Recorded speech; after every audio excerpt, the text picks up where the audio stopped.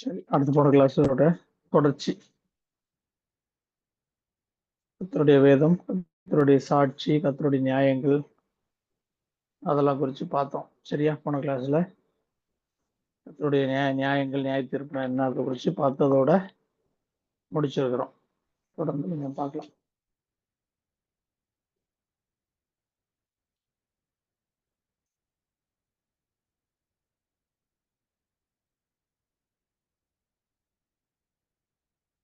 அவருக்கு பிரியமான மனவாட்டியா நம்ம இருக்கணும்னு சொன்னா என்ன செய்யணும்?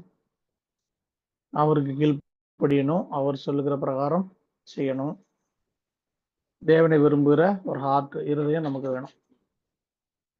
ஏன்னா நமக்கு சத்தியத்துல பார்க்கும்போது அவர் உங்களுக்கு என்ன சொல்லுகிறாரோ அதன்படி செய்யுங்கள், அதுதான் நமக்கு சத்தியமா இருக்குது. சரியா? அவரை விரும்புகிற இருதயம் நமக்கு இருந்தாதான் பாவத்தை விட்டு விலகி நம்ம பரிசுத்தமா வர முடியும், அவருடைய சாயல்ல வளர முடியும். இல்லைன்னு சொன்னா உலகம்தான். ஒண்ணு அவருக்கு பிரியமான மனவாட்டியா இருக்க முடியும், இல்லைன்னா சாத்தானுடைய மனவாட்டியா இருக்க முடியும். ரெண்டு விதமான குரூப் தான் இருக்க முடியும். வேதத்துல நம்ம பார்க்குறோம்ல, தானியல் புஸ்தகத்துல மெனே தெக்கேல் உப்பார்சின் தராசில இருக்கப்பட்டு குறைவுபட்டாய் அப்படின்னு சொல்லி ஒரு ராஜாவை தள்ளுறாரா அப்படிங்கிற அந்த எபிரேய வார்த்தைக்கு நீங்க பாத்தீங்கன்னா மெனே தெக்கேல் உப்பார்சின்க்கு அதுக்கு போட்டீங்கன்னா 11 தான்.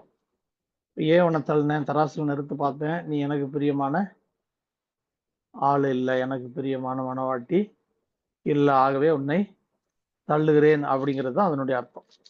நம்ம புரிஞ்சுக்கொள்ளணும், நியாய தீர்ப்புங்கிறது எதனுடைய அடிப்படையில் இருக்கு? ஆத்மாவை கர்த்தர் நிறுத்து பார்க்கும்போது அவருக்கு ஏற்ற ஆத்ம ஜோடியா, மனவாட்டியா இல்லையா அப்படிங்கிறது தான் நியாய தீர்ப்பு. அதன் அடிப்படையில் தான் எல்லா நியாய தீர்ப்புமே கடந்து வரும். அவருக்கு ஏற்ற மனவாட்டியா, அவருக்கு ஏற்ற பிரியமான ஊழியக்காரனா, அவருக்கு ஏற்ற ஆடுகளா அப்படிங்கிறது தான் அந்த அடிப்படையில் தான் வரும் நியாய தீர்ப்பு காணப்படும். சரியா? சரி, வேதத்துல தமிழ்ல என்ன பண்றது, வாசிக்கிறோம், படிக்கிறோம்ல, பழைய ஏற்பாடு புதிய ஏற்பாடு அப்படின்னு வாசிக்கிறோமா? எபிரேயத்துல பழைய ஏற்பாடு முழுவதுக்கும் பார்த்தீங்கன்னா தனக் அப்படின்னா பழைய ஏற்பாடு முழுவதுக்கும் சேர்த்து சொல்ற வார்த்தை. அதுக்கு போட்டீங்கன்னா 11 தான் வரும். மணவாளன் மணவாட்டி அடிப்படையில் தான் வரும். பிரிச்சு பார்த்தோம்னா, சரியா, பிரிச்சு பார்த்தோம்னா முதல் 5 ஆகமத்துக்கும் தோரா, அடுத்து தீர்க்க தரிசன ஆகமங்கள் எல்லாம் சேர்த்து நெபீம்.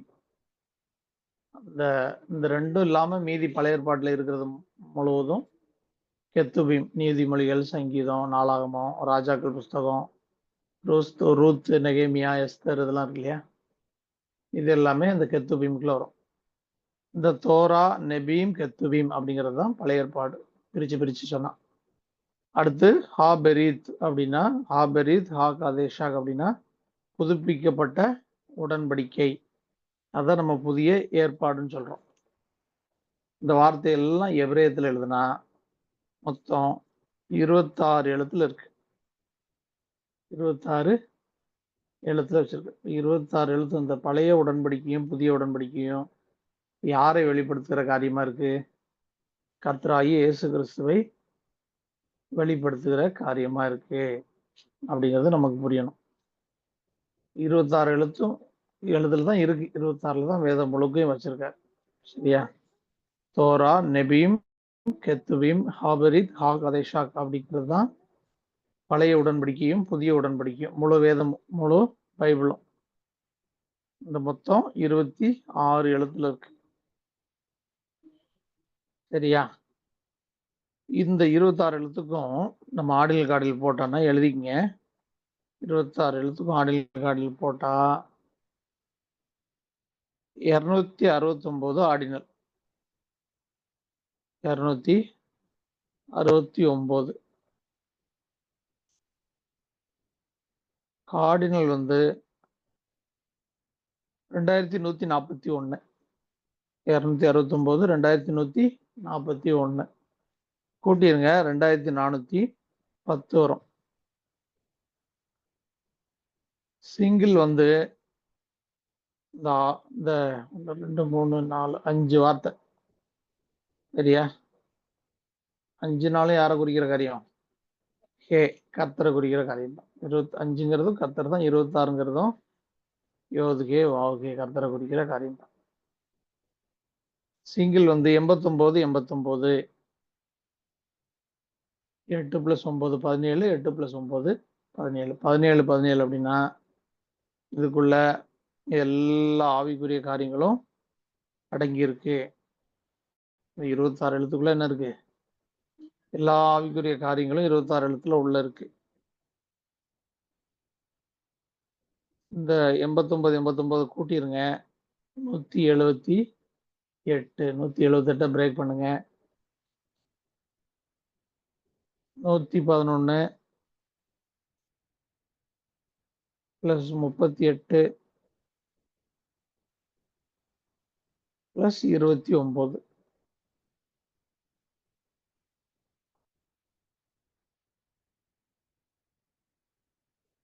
சரியா? 111 38 29 29 ஹெப்ராயிக் பீரியட், 38 ரபானிக்கல் பீரியட், 111 மெசியானிக் பீரியட்.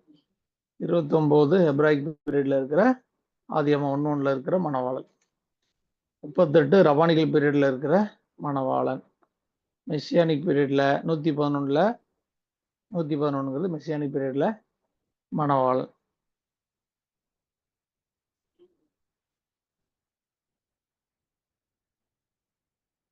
ஆடில் காடில் டோட்டல் 2141 269 கூட்டிருங்க. 269 ஆடினல் 2141 கூட்டினா 2410. 2410 பிரேக் பண்ணிருங்க.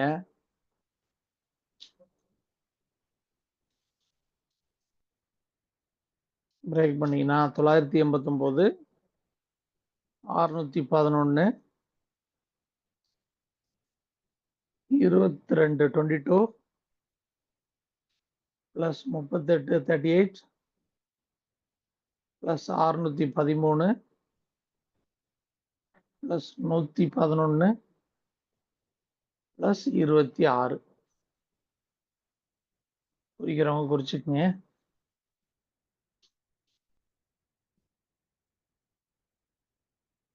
989 + 611 22 38 613 111 26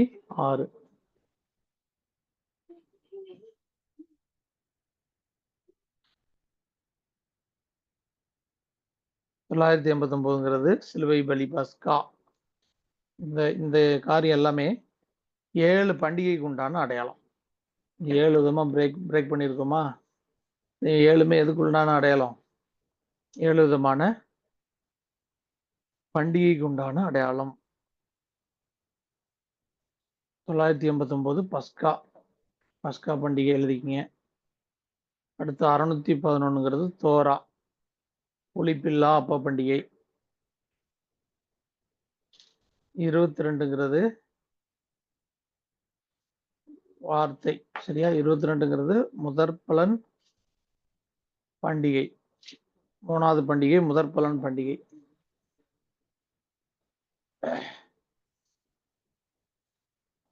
அடுத்து 4வது 38 அது வந்து வாரங்களின் பண்டிகை. வாரங்களின் பண்டிகை. 5வது 613 அப்படிங்கிறது எக்கால பண்டிகை. 6வது 111ங்கிறது பாவ நிவர்த்தி பண்டிகை. 7வது கூடார பண்டிகை. 7வது சுக்கோத் கூடார பண்டிகை.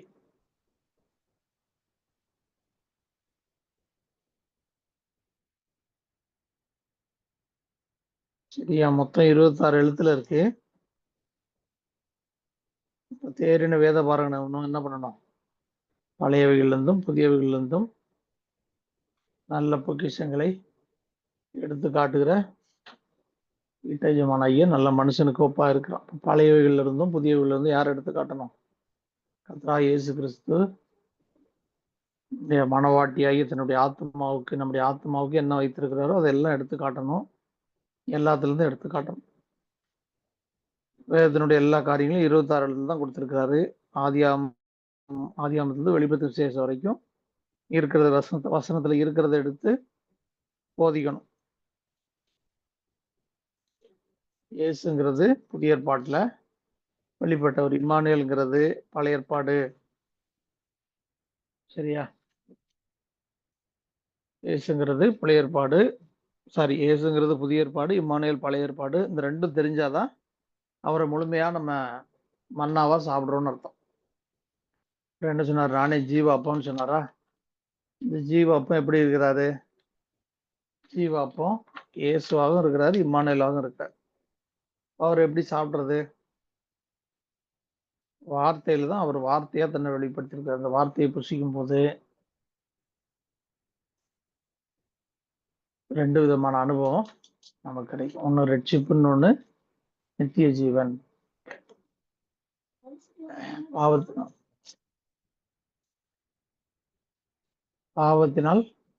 பாவத்திலிருந்து மன்னிப்பு வந்து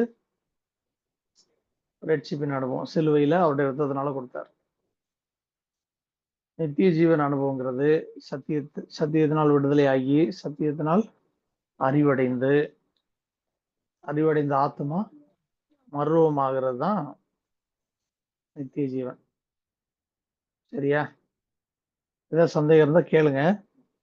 989 மொத்தம் 7 காரியம் பார்த்தோமா? 989 சிலுவை பலி, 611 வார்த்தை, 22 அலஃபண்ட் 22 எழுத்துக்கள், 38 19 இந்த வாரங்களின் பண்டிகை, அறுப்பின் பண்டிகைன்னு சொல்றோம்ல, அந்த காலத்துல தான் இப்ப இருக்கிறோம். இந்த 38 தான் 19. அவர் 19, நாம 19 இருக்கிறோம். இதுலதான் சபையை கூட்டுறார். சபையை கூட்டி வருகின்ற ஆயத்தமாக்குற காலம் இந்த காலம்தான்.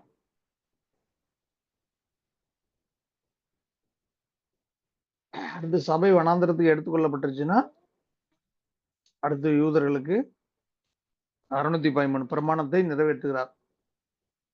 அதுக்கடுத்து அவர்களுக்கு பாவ நிவர்த்தி பண்டிகை, அவருடைய பாவங்களை மன்னிக்கிறார். அடுத்து 26 தான் 26 ஒன்றாக கூட்டி சேர்த்து கூடார பண்டிகை. சரி, அந்த 7 காரியங்களை புரிஞ்சு கொள்ளுங்க. 4வது பண்டிகையின் காலத்துல இருக்கும். பஸ்கா முடிஞ்சது, முதற் பலன் பண்டிகை முடிஞ்சது, புளிப்பில்லா அப்ப பண்டிகை முடிஞ்சது, முதற் பலன் பண்டிகை முடிஞ்சு வாரங்களின் பண்டிகையில தான் இப்ப இருக்கிறோம். அடுத்து என்ன பண்டிகை வரணும்? எக்கால பண்டிகை. எக்கால பண்டிகையில தான் சபை எடுத்து வனாந்திரத்துக்கு போகணும், பறந்து போகணும். அதுக்கு அடுத்து அவங்களுக்கு யூதர்களுக்கு பாவ நிவர்த்தி பண்ணி அவங்கள சேர்த்து கொண்டு 26 ஒன்னா சேர்த்து அதுக்கடுத்த ரகசிய வருகை.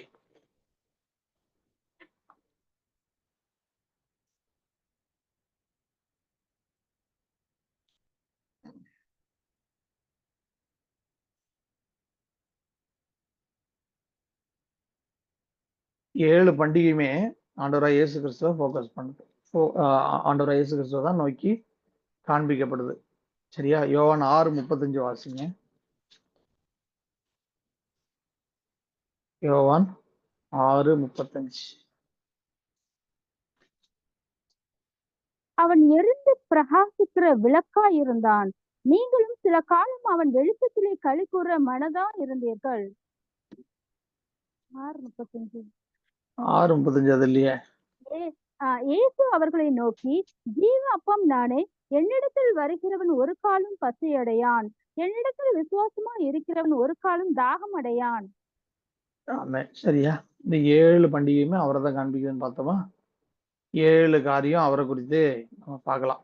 இந்த யோவான்ல என்ன சொல்றாரு? ஜீவ அப்பம் நானே அப்படிங்கிறாரா? அவர் தான் ஜீவ அப்பம். முதலாவது காரியத்துக்கு கணக்கு பண்ணிக்கங்க 7 பண்டிகையும் கனெக்ட் பண்ணி எழுதிக்கங்க. ஜீவ அப்பம் அவர் தான். பஸ்கா நமக்காக அடிக்கப்பட்ட பஸ்கா ஆட்டுக்குட்டியார் தான். அவர் தான்.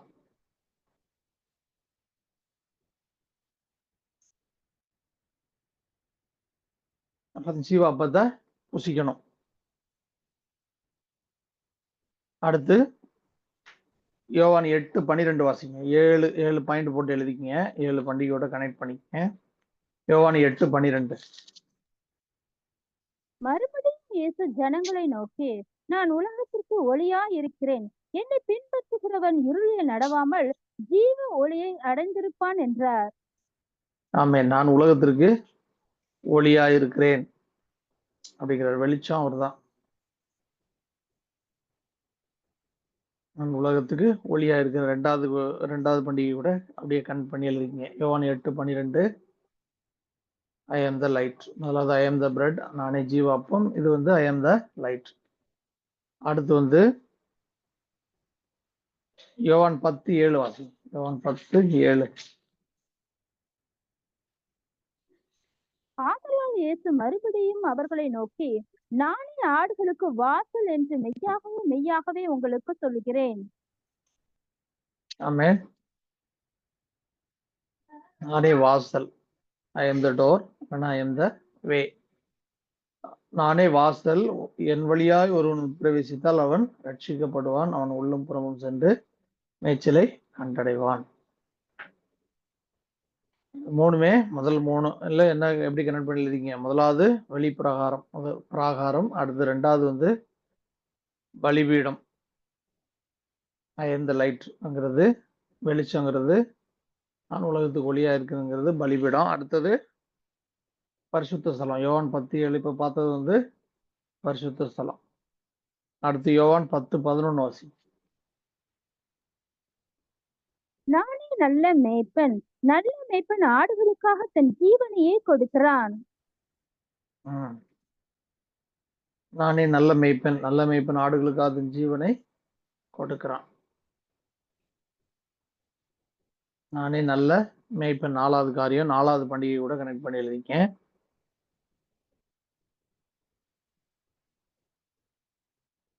ஐந்தாவது யோவான் 14:6. யோவான் 14:6. அதற்கு இயேசு, நானே வழியும் சத்தியமும் ஜீவனுமா இருக்கிறேன். என்னை அல்லாமல் ஒருவன் பிதாவினிடத்தில் வரான். ஆமென். நானே வழியும் சத்தியமும் ஜீவனுமா இருக்கிறேன். 5வது காரியத்தை கூட கனெக்ட் பண்ணிக்கங்க.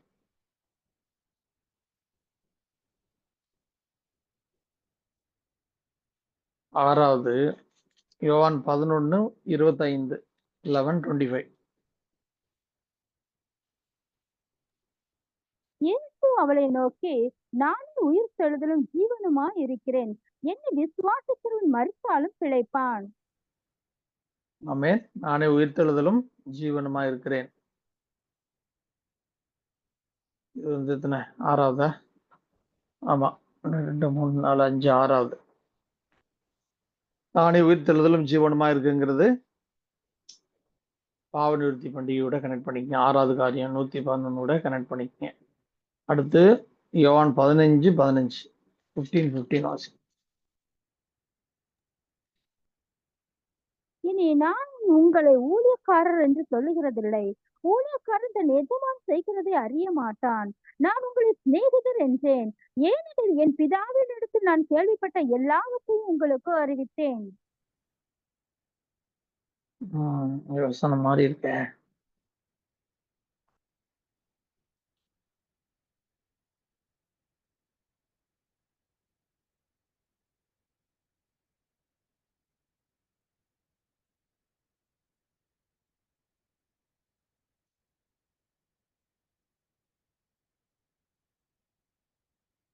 ம் 15:1. 15 1 15 5 15ல 1 நான் அப்புறம் 5வது வருஷம். நான் மெய்யான திராட்சை செடி, என் பிதா திராட்சை தோட்டக்காரர்.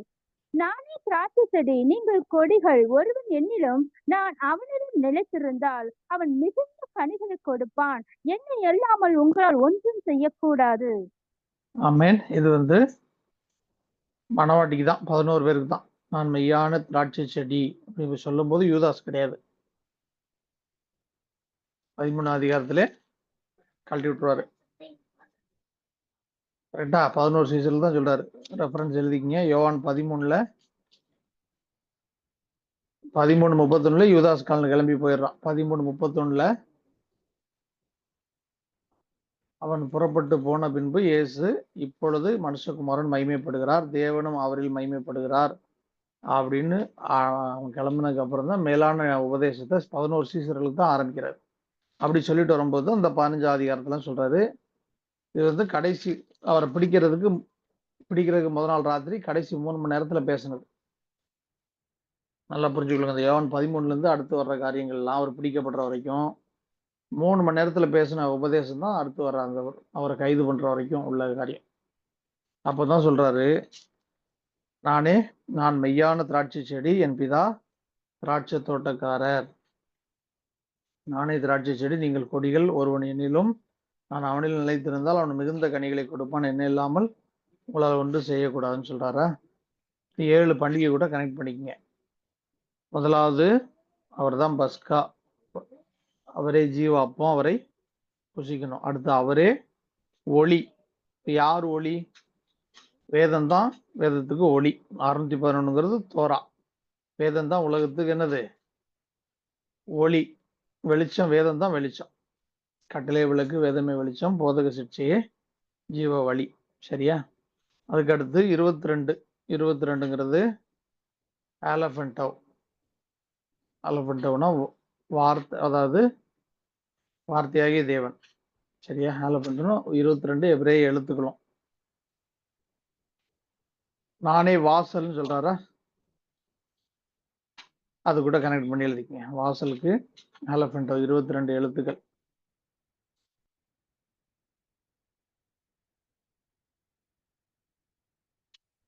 அடுத்தது 38 நானே நல்ல மேய்ப்பன். சபையை கூட்டுறாரு. சபையை, புரஜாதி சபையை கூட்டி ஆயத்தப்படுத்துற காலம் இதுதான். இதுல எப்படி 38ங்கிறது 19 அப்படின்னா, நானே நல்ல மேய்ப்பன். நல்ல மேய்ப்பன் ஆடுகளுக்காக தன் ஜீவனை கொடுக்கிறான். அப்படின்னா யாருக்காக கொடுக்கிறாரு?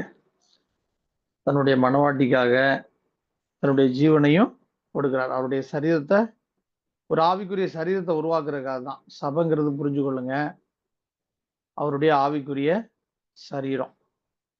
தன்னுடைய ஆவிக்குரிய சரீரமாகிய திருச்சபையை உருவாக்குறதுக்கு தான் அவர் கிறிஸ்து சபைக்கு தலையா இருக்கிறாரு. ஆவிக்குரிய தலையா இருந்து நம்மளை என்ன அவருடைய ஆவிக்குரிய சரீரமா உருவாக்குறதுக்காக தான் மேய்ப்பன், நல்ல மேய்ப்பனா இருக்கிறார். 4வது பண்டிகை என்ன பண்டிகை? எக்கால பண்டிகை. யாரைத்தான் சேர்த்துக்கொள்ள வரப்போகிறார் கிறிஸ்து? தன்னுடைய சரீரத்தை தான் சேர்த்துக்கொள்ள வரப்போறார். அவருடைய ஆவிக்குரிய சரீரத்தை தான் சேர்த்துக்கொள்ள வரப்போறார்.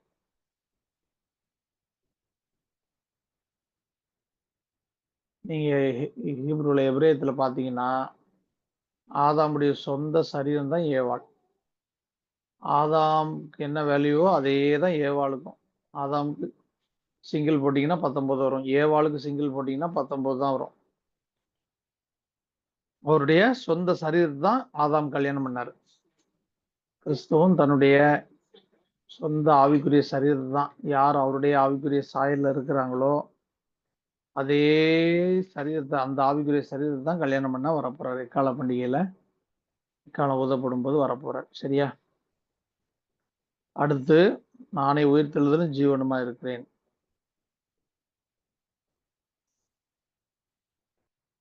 நான் 14 என்ன இருக்கு?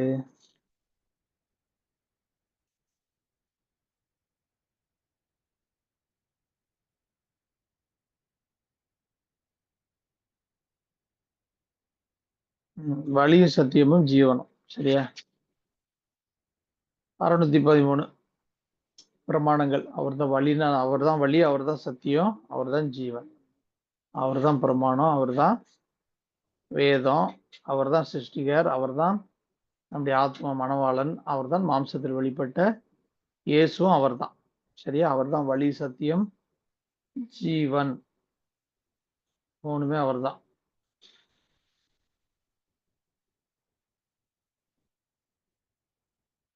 அது என்ன பண்றாரு? பிரமாணத்தை நிறைவேற்றுகிறார்.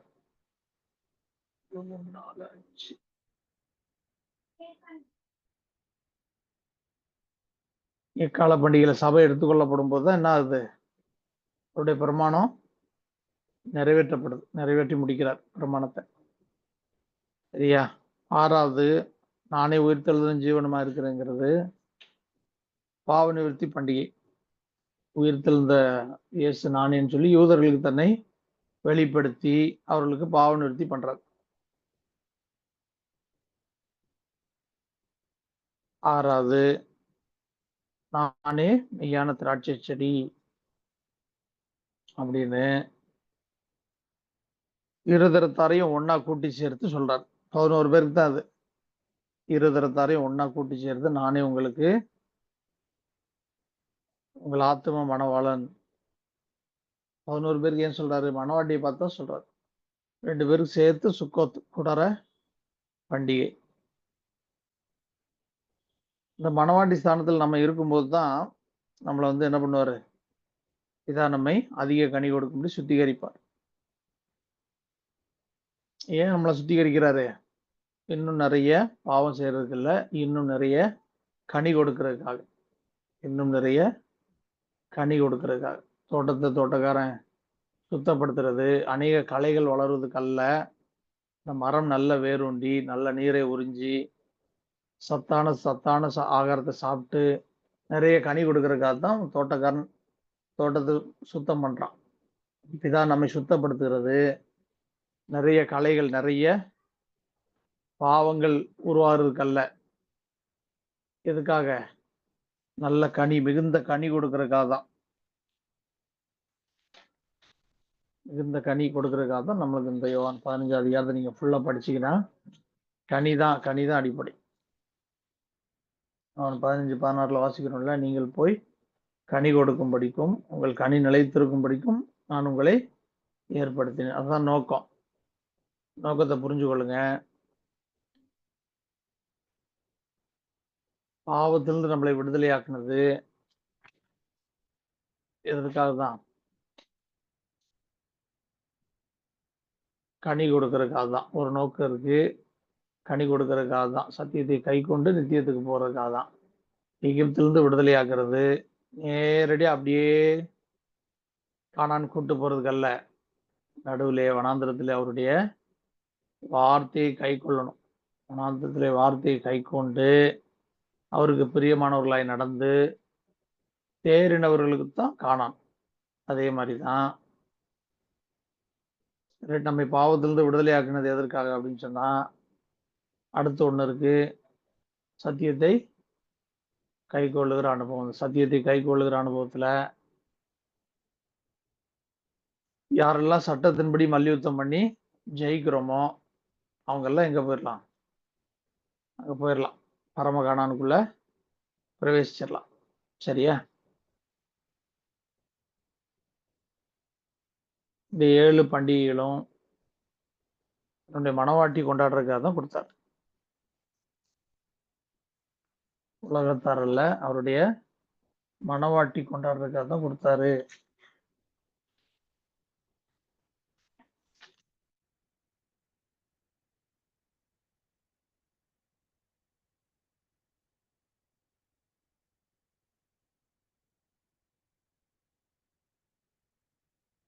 சங்கீதம் 37:3 வாசிங்க. சங்கீதம் 37:3.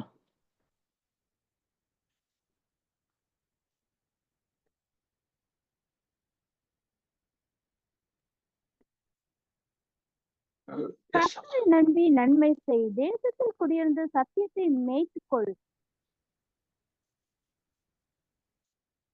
ஆமென்.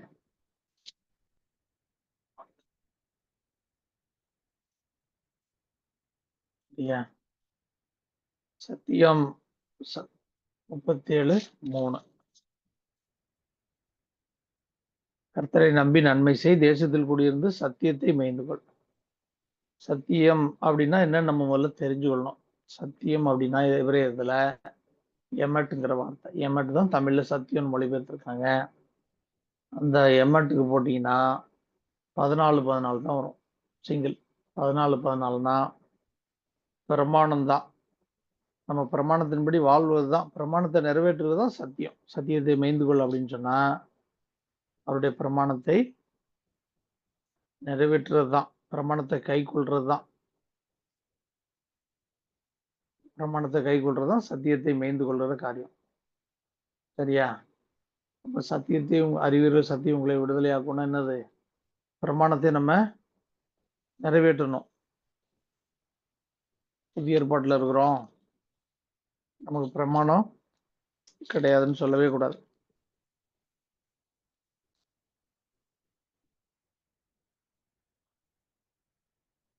சரியா? ரோமர் 8:4 வாசிங்க. ரோமர் 8:4.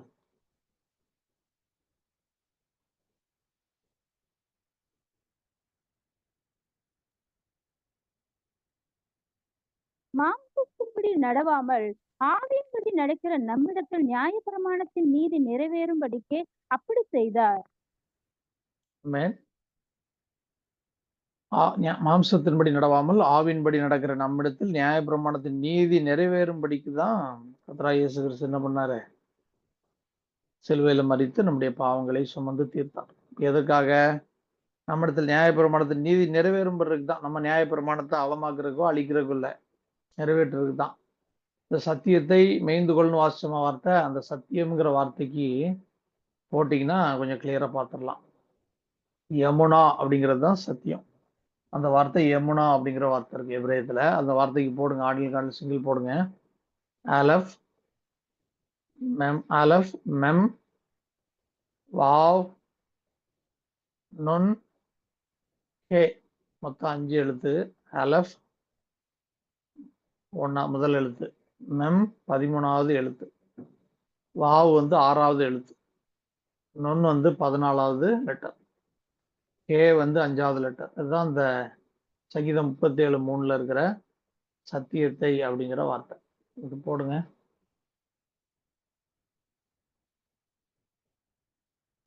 ஆடியல் போடுங்க, சிங்கிளும் போடுங்க.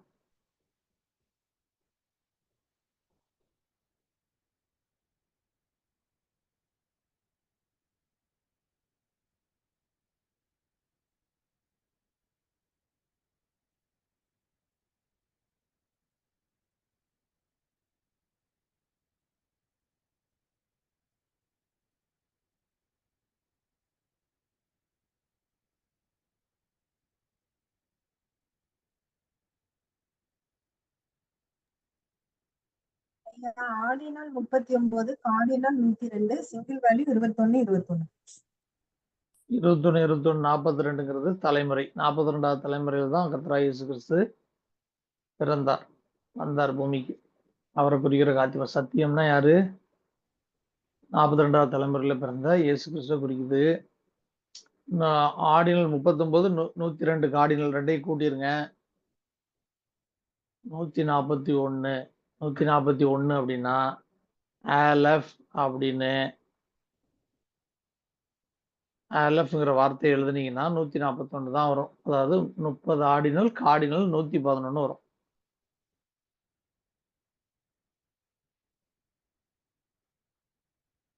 ஆலஃப்னு போட்டுங்க, 111 + 30ன்னு போட்டுங்க. திருத்துவத்தை பற்றிய உபதேசம். சத்தியம் அப்படின்னா என்னது? திருத்துவத்தை பற்றிய உபதேசம், கர்த்தராகிய இயேசு கிறிஸ்துவை பற்றின காரியம், அதான் சத்தியம். அதுதான் மேய்ந்து கொள்ள சொல்றாரு. நம்ம சத்தியத்தை அறிவீர்கள், சத்தியம் உங்களை விடுதலையாக்கும் அப்படின்னா நமக்கு என்ன தெரியணும்? அந்த வசனத்தை சத்தியத்தறிவில் சத்தியம் உங்களை விடுதலையாக்க விடுதலையாக திரும்ப திரும்ப சொல்றதில்ல, மனப்பாடம் பண்றதில்ல. அது மெய்யாகவே என்ன சொல்றாரு அப்படிங்கிறது புரியணும் நமக்கு. சத்தியம் அப்படின்னாலே திருத்துவத்தை பற்றின உபதேசம் நமக்கு புரியணும். பிதாகுமாரன் பரிசுத்த ஆவியானவரை பற்றின உபதேசம் நமக்கு புரியணும். கர்த்தராகிய இயேசு கிறிஸ்துவை குறித்து வேதத்துல என்ன சொல்லியிருக்கு அப்படிங்கிறது நமக்கு தெரியும். ஏன்னா அந்த திருத்துவத்துல கர்த்தராகிய இயேசு கிறிஸ்து தான் நம்முடைய ஆத்ம மணவாளன். சரியா?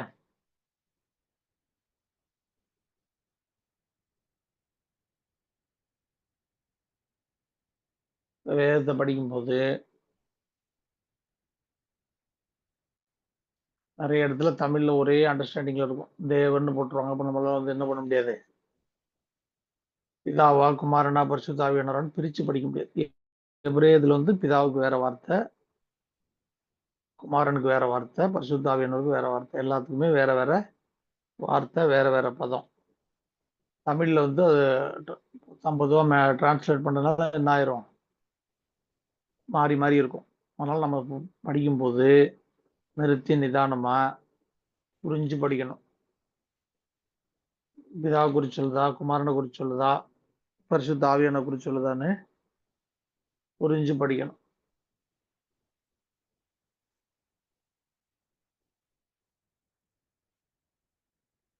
வார்த்தை வார்த்தை வார்த்தைன்னு வர்றது எல்லாமே குமாரனை குறிச்சு சொல்லக்கூடியதுதான்.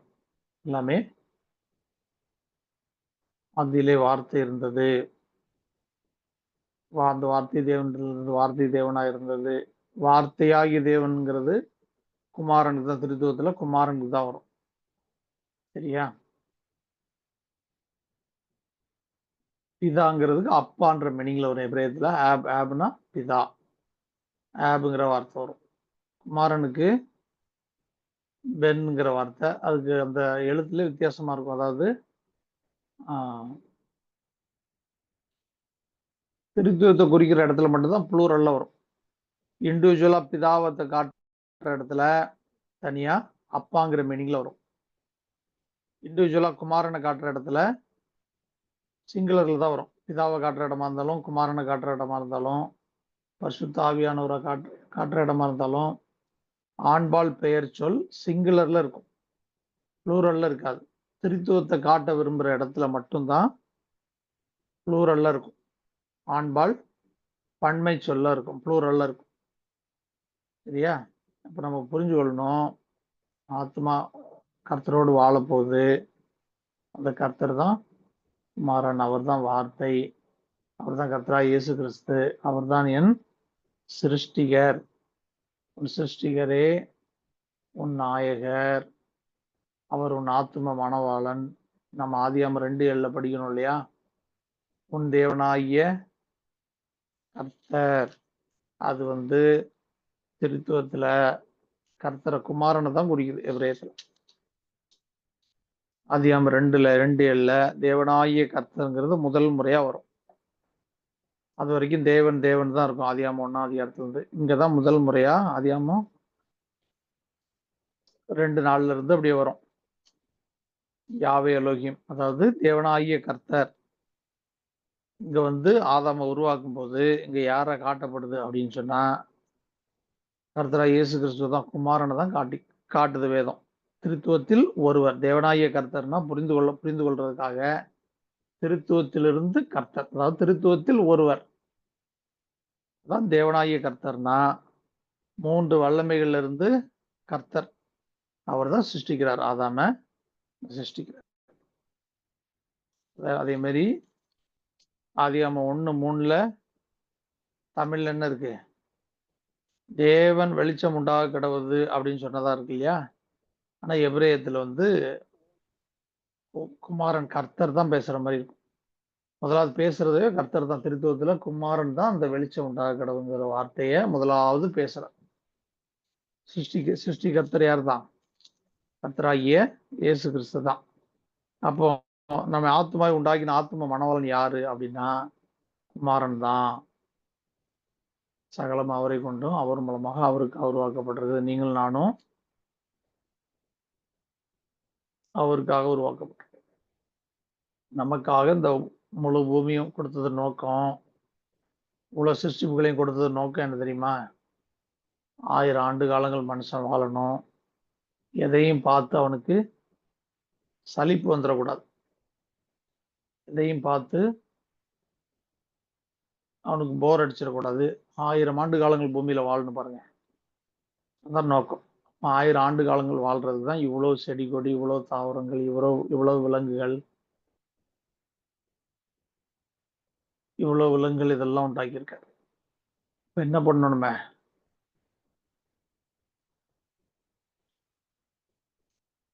ஆயிரம் ஆண்டு காலங்கள் வாழ்ந்துட்டு அவரோட கூட போயிடணும். அதுதான் மனுஷனை குறித்து அவருடைய நோக்கம். ஆதாம் அப்படின்னா எபிரேயத்துல 1000 தான் இருக்கும். ஒரு ஆலஃப் இருக்கும். ஆடம்ங்கிற வார்த்தைக்குள்ள ஒரு ஆலஃப் இருக்கும். முதலாவது எழுத்து. ஆடம்னா 1000 ஆண்டு காலங்கள் வாழ்றதுக்கு தான் ஆதாம் சிருஷ்டிக்கப்பட்டான். 1000 ஆண்டு காலங்கள் வாழ்ந்துட்டு 1000 வருஷம் முடிந்தோடனே அவரோடு கூட நித்தியத்துக்கு போயிடும். சரியா? இந்த 1000 ஆண்டு காலங்கள் வாழ சிருஷ்டிக்கப்பட்ட போதுதான் என்ன பண்றான்? ஃபெயிலியர் ஆயிடும். நிறைய பேருக்கு தோணும், ஏன் வந்து இது பண்ணா? ஆதாம் வந்து அந்த செடி, அந்த விருட்சத்தை உண்டாக்காம இருந்தா என்ன பண்ணிருக்கலாம்? பாவமே செய்யாம இருந்திருப்பான் இல்லையா? பூமியே பரிசுத்தமா இருந்திருக்கும் இல்லையா? அப்படிலாம் தோணுதா? கர்த்தர் வந்து தன்னை போல அவனை உண்டாக்குனாரு. உனக்கு 3 அற்புதமான விஷயத்த கொடுத்தாரு கர்த்தர். ஆவி, ஆத்மா, சரீரம் இருக்கா? எல்லாருக்குமே இருக்கு நமக்கு. அதே மாதிரி ஆதாம்கிட்ட கொடுத்த 3 அற்புதமான விஷயம் இருக்கு. ஒண்ணு, இந்த உலகத்தை பாருங்க. அவர் எப்படி உண்டாக்கியிருக்காரு பாருங்க. இந்த உலகம், ஆதாமுக்குள்ள கோடான கோடி ஜனங்கள் பிறக்க போறாங்கன்னு கர்த்தருக்கு தெரியும். நாம என்ன பண்ணுவோம்? ஒரு வீடை கட்டிட்டு அடுத்த தலைமுறையில வீட்டுல எண்ணிக்கை 4-5 பேர் அதிகமாயிருச்சு. 4 பேர் இருந்த வீடு 10 பேர் ஆயிடுச்சுன்னா வீட்டை கட்டிட்டு பெருசா கட்டுவோம். ஆனா கர்த்தர் என்னைக்கா அந்த பூமி எக்ஸ்பேண்ட் பண்ணியிருக்காரா? இடிச்சு கட்டி திருத்தி பெருசாக்கி இருக்காரா? இல்ல. இத்தனை கோடி ஜனங்கள் இத்தனை தலைமுறையா வந்துகிட்டே இருக்கிறாங்க. இவங்களுக்கும் சேர்த்து மொத்தமா ஒரே இடமா உருவாக்குனாரு பாருங்க. ஒரே உலகத்தை உண்டாக்கி அந்த உலகத்தை, ஆனா பாருங்க, இவ்வளவு பெரிய உலகத்துல முதல்ல இருந்தது யார் தான்? ஆதாம் ஏவாள் 2 பேர்கிட்ட தான் கொடுக்குறாரு இந்த உலகத்தை. இந்த உலகம் அடுத்து அவனுக்கு கொடுத்த ஞானம், மூளை. ஒண்ணு உலகம், அற்புதமான விஷயம். இன்னொன்னு மூளை. அதுக்கு அடுத்து அவனுக்கு ஊதுனா ஆத்மா. இந்த 3 விஷயத்தையும் ஆண்டவர் கொடுத்துட்டு இப்போ அவனுக்கு ஒரு சோதனை வந்தா, இவன் இந்த உலகத்தை சார்ந்து போறானா, தன்னுடைய மூல அறிவை சார்ந்து ஓடுறானா, நம்பி அதுக்கு கீழ்ப்படுகிறானா, இல்ல ஆண்டவரே என்னை காப்பாத்தணும்னு என் ஆத்மாவை தூக்கிட்டு என்ன நோக்கி ஓடி வரணுங்கிறதான் டெஸ்ட், பரீட்சை. இப்போ என்ன பண்றான்? சோதனையில மாட்டிக்கிறான். தன்னுடைய மூல அறிவை சார்ந்து உலகத்தை சார்ந்து போயிடுறான். எதை சார்ந்து வரல? ஆத்மா, ஆண்டவரே எனக்கு என்ன செய்யறதுன்னு தெரியல, என்னை காப்பாத்தணும், ஆத்மாவை காப்பாத்துறதுக்கு ஆண்டவரை நோக்கி ஓடி வரல. அதுதான் ஆதாம் ஏவாள் அந்த வீழ்ச்சி. ஆதியாகமம் 3ஆம் அதிகாரத்துல உண்டான வீழ்ச்சி அதுதான். இப்ப நல்லா புரிந்து கொள்ளணும். கர்த்தர் வந்து அவனை சோதித்து தள்ளுறதெல்லாம் அவருடைய நோக்கம் இல்லை. சோதித்து மனுஷனை பாவத்துல விழ பண்றதுல அவருக்கு என்ன காரியம்? அவருக்கு என்ன லாபம்? நல்லா புரிஞ்சு கொள்ளுங்க. நீங்க ஒரு கம்பெனி ஒரு சிஇஓ இருந்துட்டு அடுத்து அந்த மகன்கிட்ட ஹேண்ட் ஓவர் பண்றாருன்னு வைங்க. நிறைய கம்பெனில அந்த அப்படியே விட்டுட்டு போயிட மாட்டாங்க.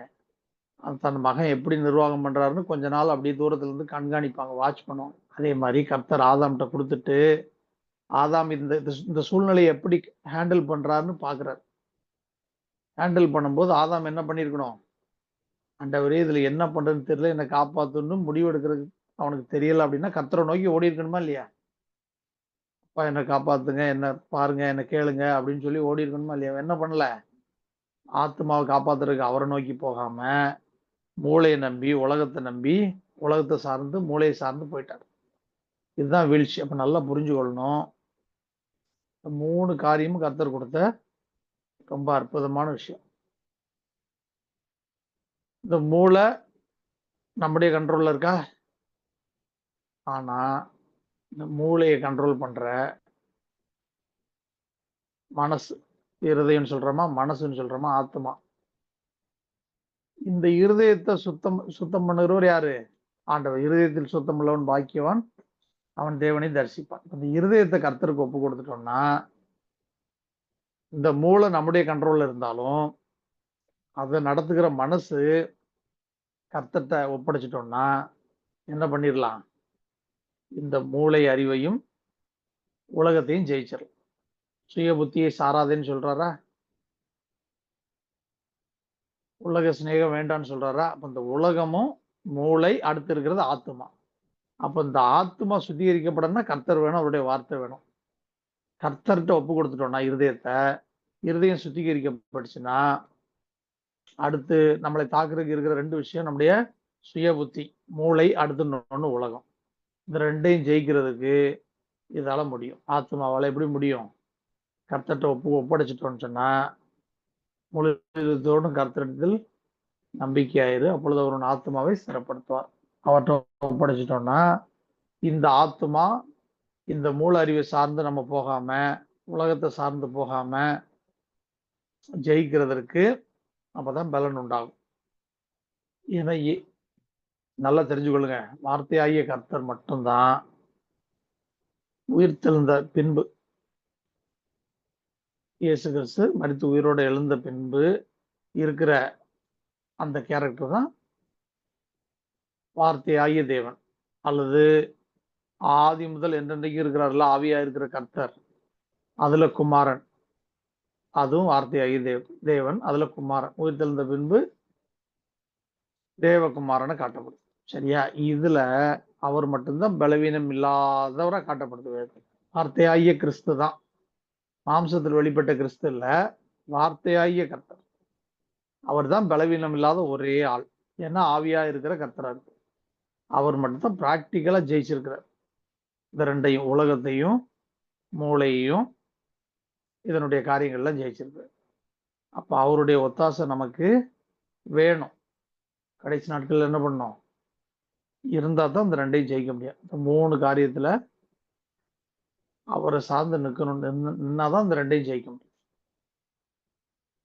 மூளையையும் உலகத்தையும் ஜெயிக்க முடியும். அன்னைக்கு ஆதாம்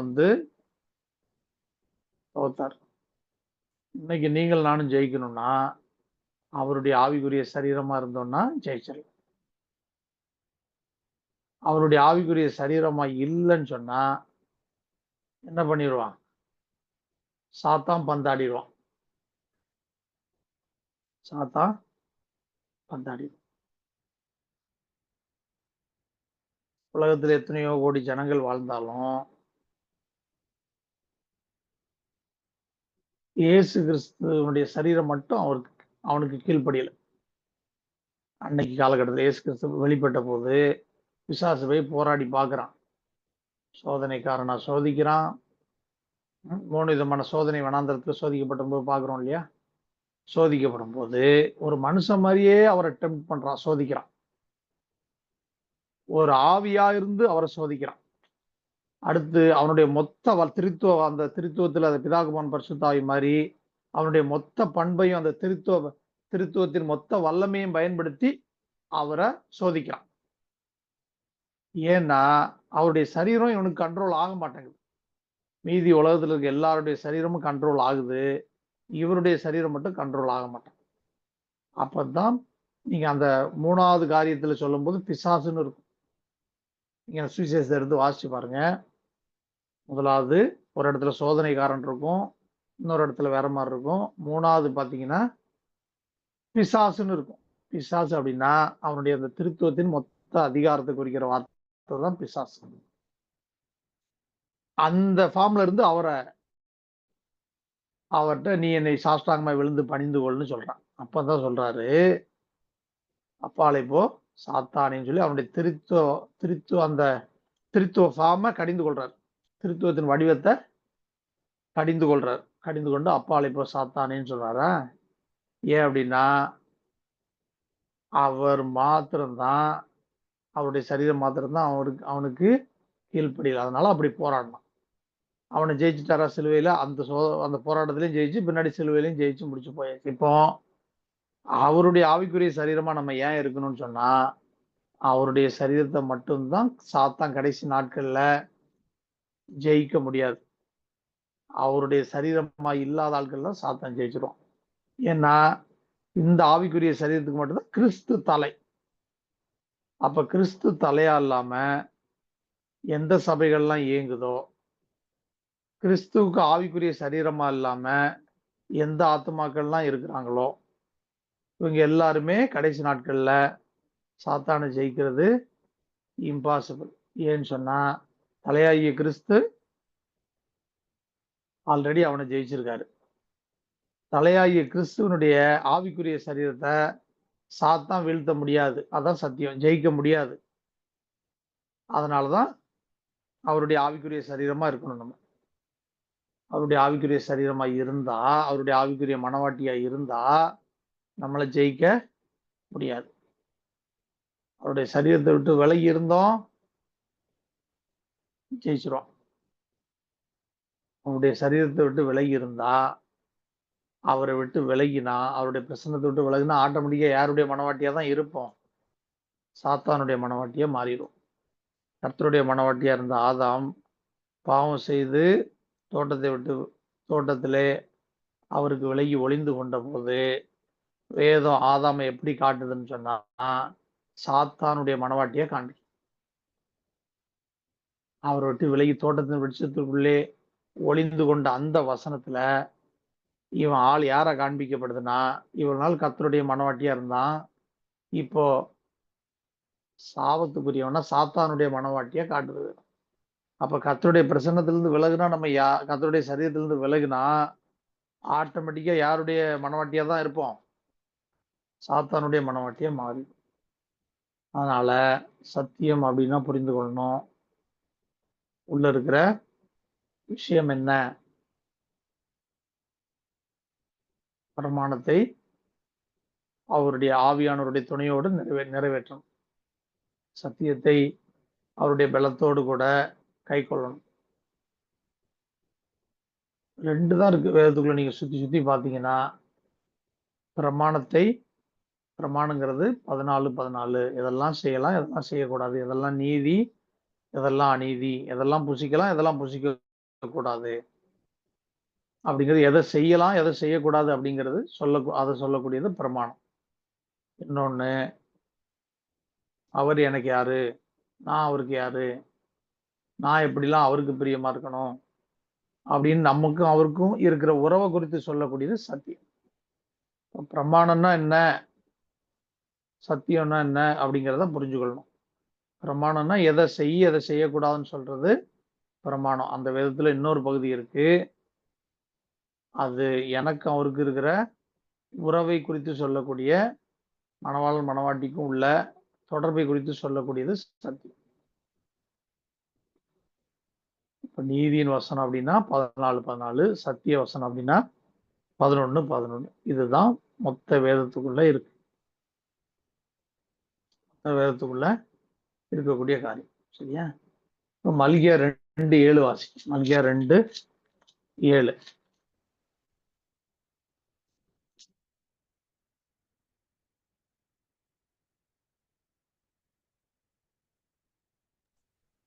ஆசாரியனுடைய உதடுகள் அறிவை காக்க வேண்டும், வேதத்தை அவன் வாயிலே தேடுவார்களே, அவன் சேனைகளுடைய கர்த்தரின் தூதன். ஆமென். ஆசாரியனுடைய உதடுகள் அறிவை காக்க வேண்டும். அது எபிரேயத்துல இந்த ஆசாரியனுடைய உதடுகள் அறிவை காக்க வேண்டும்ங்கிறது 11 எழுத்துல வச்சிருக்காரு. 3 வார்த்தை 11 எழுத்து வச்சிருக்காரு. ஏன் அப்ப இந்த ஆசாரியனுடைய உதடுகள் அறிவை காக்க வேண்டும்னா யாரை காண்பிக்கிறாரு? மணவாட்டியினுடைய உதடுகள் அறிவை காக்க வேண்டும். அதுதான் உள்ள இருக்கிற சத்தியம். சரியா? அடுத்து வேதத்தை, அடுத்த பாட்டு, வேதத்தை அவன் வாயிலை தேடுவார்களே அப்படின்னு இருக்கா. அவன் வாயிலை தேடுவார்களே அப்படிங்கிற வார்த்தையும் 3 வார்த்தை 11 எழுத்துல வச்சிருக்காரு. இப்ப யாருடைய வாயில தேடுவார்கள்? மணவாட்டியினுடைய வாயில தேடுவாங்க. இப்ப மணவாட்டியினுடைய உதடுகள் அறிவை காக்க வேண்டும். நீங்கள் நானும் அவருக்கு ஆவிக்குரிய மணவாட்டியா இருக்கிறோமா? மணவாட்டியினுடைய வாயிலே வேதத்தை தேடுவார்கள். நீங்கள் நானும் அவருக்கு ஏற்ற ஆவிக்குரிய சரீரமா இருக்கிறோமா அப்படின்னு செக் பண்ண சொல்றாரு. இந்த வசனத்துக்கு போட்டாலும் அதுதான் வருது. வசனத்துக்கு போட்டா 19 அவர் பாதி நாம் பாதி. 37 ரட்சிப்பும் நித்திய ஜீவனும். இப்ப யாருடைய வாயிலை தேடுவார்கள்? ரட்சிப்பு நித்திய ஜீவனை பெற்ற மணவாட்டி யாரோ, ரட்சிப்பு நித்திய ஜீவனை பெற்று அவருக்கு ஆவிக்குரிய சரீரமா இருக்கிறவங்க யாரோ, அவங்களுடைய வாயில என்ன எதை தேடுவாங்க? வேதத்தை தேடுவார்கள். அதுதான் உள்ள இருக்கிற சத்தியம். நம்ம நீங்கள் நானும் ரட்சிப்பு நித்திய ஜீவனை பெற்றவர்களா இருக்கிறோமா? 2 ஜீவன், இம்மைக்குரிய ஜீவன், இன்னொன்னு மறுமைக்குரிய ஜீவன். 2 ஜீவன். ஒண்ணு வந்து ரட்சிப்பு, இன்னொன்னு நித்திய ஜீவன். பாவத்திலிருந்து விடுவிக்கப்பட்ட அனுபவம் ஒரு ஜீவன். இன்னொன்னு வந்து அவருடைய ஆவியை பெற்று அவருடைய ஆவியை பெற்று வளர்ந்து அறிவடைந்து மருவமாகிற அனுபவம் தான் இன்னொரு ஜீவன். ஆதாம் பாவம் செய்த சொல்லுங்கய்யா, சொல்லுங்க. சின்ன தந்தைங்க. இப்ப இந்த மல்கியா 2:7 வந்து ஆசாரியனுடைய உதடுகள், ஆசாரியன்றது அப்போ அந்த மணவாட்டியை குறிக்கிறதா இருக்குதாங்கய்யா? நம்ம தமிழ்ல நம்ம ஆசாரியன் அப்படி ஆசாரியனுடைய உதட்டுகள் அறிவை காக்க வேண்டுங்கிறது மணவாட்டியை குறிக்கிறதா தான் இருக்கு. 11 எழுத்துல வச்சிருக்கிறார். 11 எழுத்துல தான் வச்சிருக்காரு. அந்த சென்டென்ஸ் வந்து மணவாட்டியை குறிக்கும். ஆமா, மணவாட்டியை குறிக்கிறதா இருக்கு. நம்ம எல்லாருமே இண்டிவிஜுவலா அவருக்கு மணவாட்டி தான். நம்ம எல்லாருமே மணவாட்டி தான். அதாவது அப்போஸ்தலர் ஐயா, தீர்க்கதரிசிகள், நம்ம ஊழியத்துல அழைக்கப்பட்ட நிலைமை வெவ்வேறு நிலைமை. ஆனா விசுவாசியும் அவருக்கு மணவாட்டி தான்.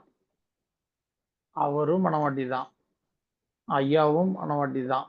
என் பிள்ளை இருக்கிறான்னு வைங்க, என் பிள்ளைக்கு சரீரத்துக்கு தான் நான் தகப்பேன். அவருடைய ஆத்மாவுக்கு கர்த்தர் தான் மணவாட்டி, கர்த்தர் தான் மணவாளன்.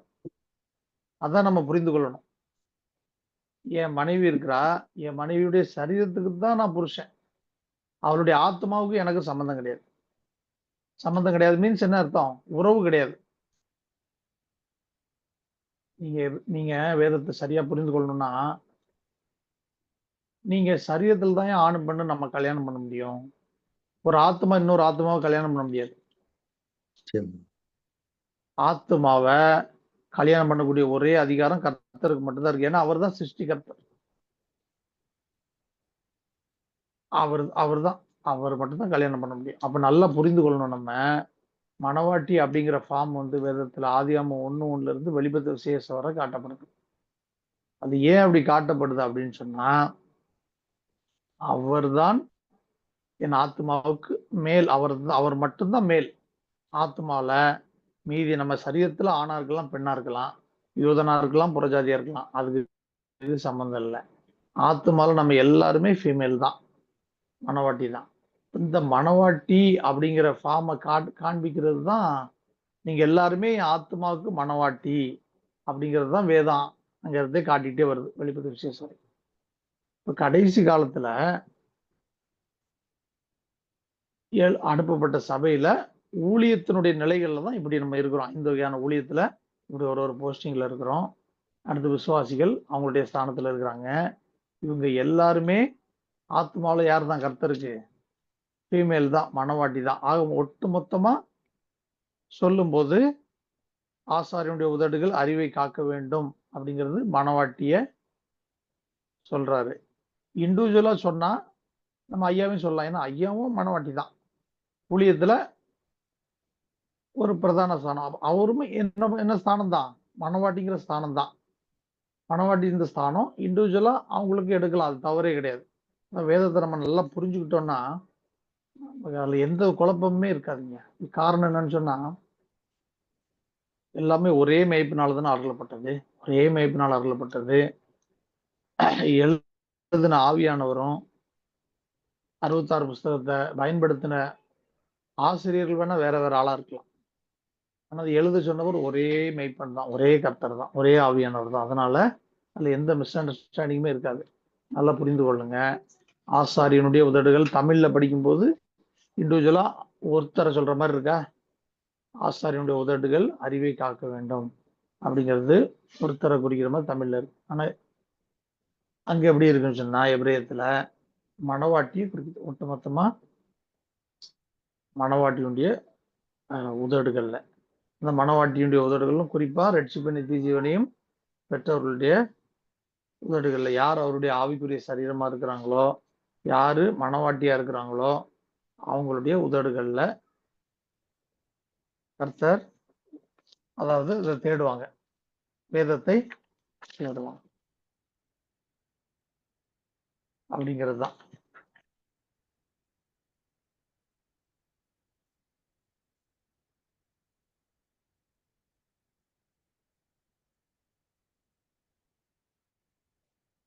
ஊழியத்தினுடைய இதை தான் நம்ம புரிஞ்சு கொள்ளணும்.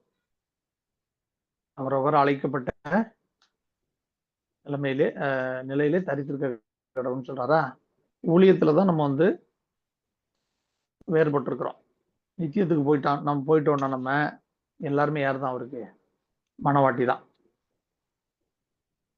பொதுவாங்க இந்த ஆசாரியன்றது வந்து சபைகள்ல பிரசங்கம் பண்ணும்போது போதகரை குறிக்கிறது தான் இருக்குதுங்க. ஆமா ஆமா ஆமா. நம்ம பழைய ஏற்பாட்டு பின்னணியில நம்ம ஆசாரியன்கிறது லேவி கோத்திரத்துக்கு கொடுக்கப்பட்டதுல அதுல தானே ஆசாரியன் வர்றாரு.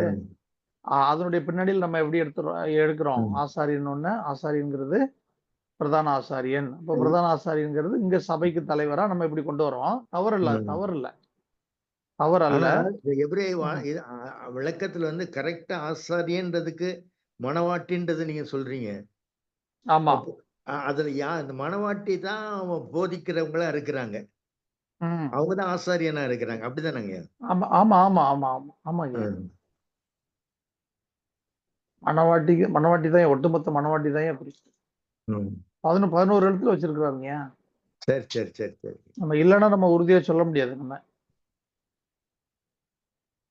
உறுதியா நம்ம இல்லைன்னா சொல்ல முடியாது. 11 எழுத்துல வச்சிருக்கிறாரு.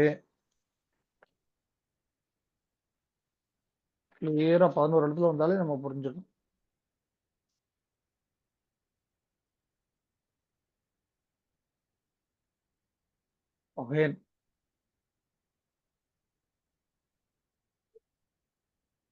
கொகேன் அப்படிங்கிற வார்த்தை தான் இருக்கு. கொகேன் அப்படின்னா சரி, அந்த வார்த்தை வந்து இதுதான் நம்ம சொல்றோம் இல்லையா, ரபின்னு சொல்றோம் இல்லையா, எபிரேயத்துல போதகர்னு சொல்றோம் இல்லையா. ஆமாங்க, ரபீன். அந்த வார்த்தை தான் இருக்கு. அந்த வார்த்தைக்கு கர்த்தராகிய இயேசு கிறிஸ்துவும் ஒரு ரபி தான், போதகர் தான். அப்போஸ்தலனாகிய பவுல் அவரு ஒரு போதகர் தான். அப்ப அந்த வார்த்தையை நம்ம எடுக்கும்போது எடுக்கலாம், ஆசாரியனுக்கு எடுக்கலாம். நம்ம ஆசாரியனுக்கு அப்போஸ்தலர்கள் எல்லாருமே அதே இதுல தானே வர்றாங்க. அதே இதுல எடுக்கலாம். நல்லதுங்க, நல்லதுங்க.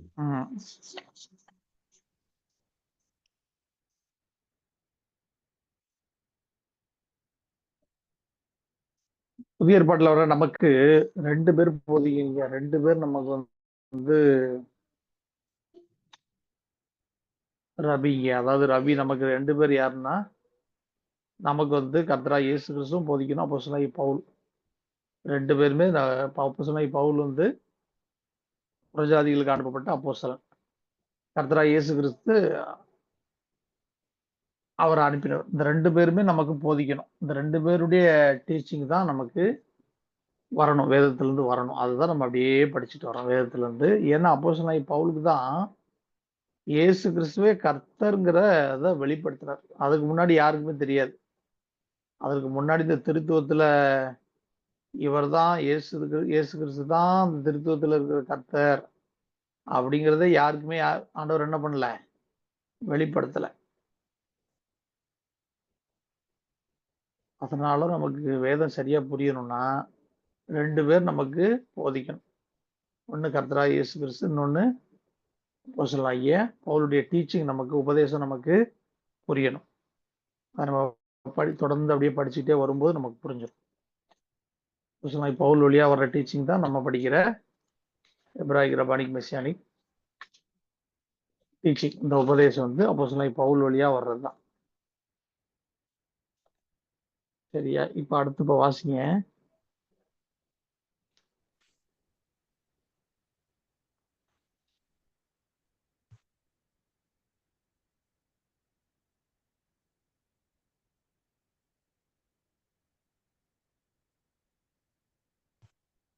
இது போன கிளாஸ்லயே கொஞ்சம் பார்த்துட்டோம். அந்த மெல்கிசேதேக்கு அப்பம் திராட்சரசம் கொண்டு அதெல்லாம் போன கிளாஸ்லயே நம்ம பார்த்தாச்சு. அதுல வந்து இந்த உன்னதமான தேவனுடைய ஆசாரியனாயிருந்த அப்படிங்கிறதும் 11 எழுத்துல தான் இருக்கு. உன்னதமான தேவனுடைய ஆசாரியனாயிருந்த மெல்கிசேதேக்கு அப்படி அந்த உன்னதமான தேவனுடைய ஆசாரியனாயிருந்த அப்படிங்கிறது 11 எழுத்துல இருக்கு. அப்பம் திராட்சரசமும் கொண்டு வந்து அப்படிங்கிறது 11 எழுத்துல இருக்கு. இதெல்லாம் எதை நமக்கு காண்பிக்குது அப்படின்னு சொன்னா, அந்த மெல்கிசேதேக்குடைய காரியத்துல பிரமாணத்தை நிலைநிறுத்துகிற ஊழியம். மணவாட்டி அப்படிங்கிறது என்ன புரிஞ்சு கொள்ளணும் நீங்க அப்படின்னா, பிரமாணத்தை நிலைநிறுத்துகிற ஊழியம். 66 புஸ்தகத்துல இருந்தும் மணவாட்டி ஆவிக்குரிய மணவாளனை பார்க்கணும்.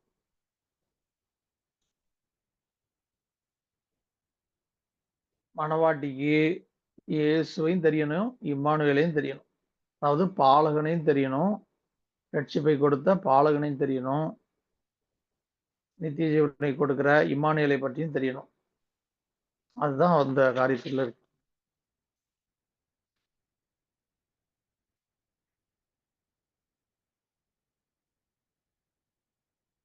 அடுத்தது ஒரு வசனம் வாசிங்க. 1 கொரிந்தியர் 1:24 வாசிங்க. 1 கொரிந்தியர் 1:24.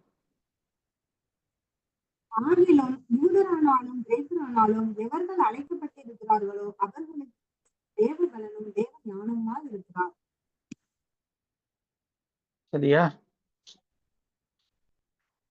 யூதரானாலும் கிரேக்கரானாலும் எவர்கள் அழைக்கப்பட்டிருக்கிறார்களோ அவர்களுக்கு கிறிஸ்து தேவ பலனும் தேவ ஞானமா இருக்கிறார்.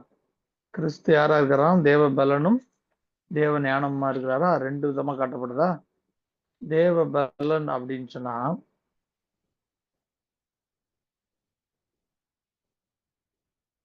989, அதாவது சிலுவையிலே மரித்த கர்த்தர்.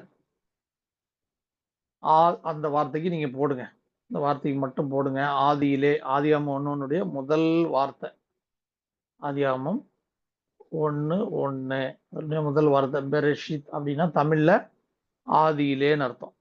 அந்த வார்த்தைக்கு போடுங்க. பேத் ரேஷ் அலஃப் ஷீன் யோத் டவ். பேத் ரேஷ் அலஃப் ஷீன் யோத் டவ். 6 எழுத்து. இது வந்து தேவ பலனும் அப்படிங்கிறதுக்கு. தேவ ஞானமா இருக்கிறார், விஸ்டம் ஆஃப் காட் அப்படிங்கிறதுக்கு வேதத்தினுடைய கடைசி எழுத்து, தோரானுடைய கடைசி எழுத்து இஸ்ராயேல்.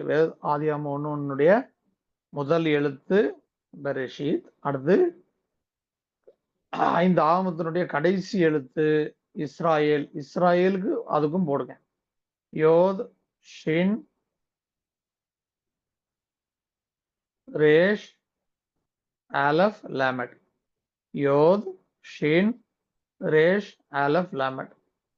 இதுக்கு தனியா ஆடில் கார்டில் போடுங்க, அதுக்கு தனியா ஆடில் கார்டில் போடுங்க. இந்த 2 மட்டும் போடுங்க.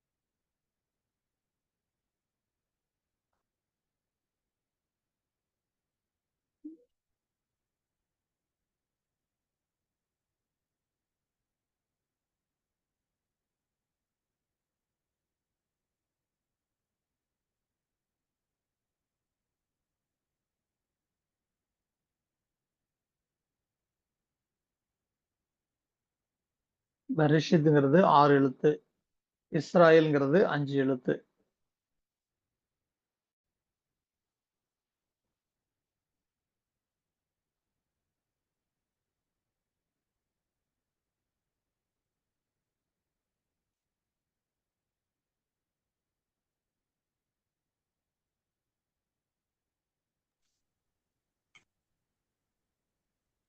தேவ பலன் அப்படிங்கிற வார்த்தைக்கு ஆர்டினல் 76, கார்டினல் 913. 76 913 ரெண்டை கூட்டினீங்கன்னா 989. ம், ரெண்டாவது தேவ ஞானம் ம், வார்த்தைக்கு ஆர்டினல் 64, கார்டினல் 540. ஆர்டினல் 64 கார்டினல் 541 வருதா, ரெண்டையும் கூட்டிருங்க 605 வரும்.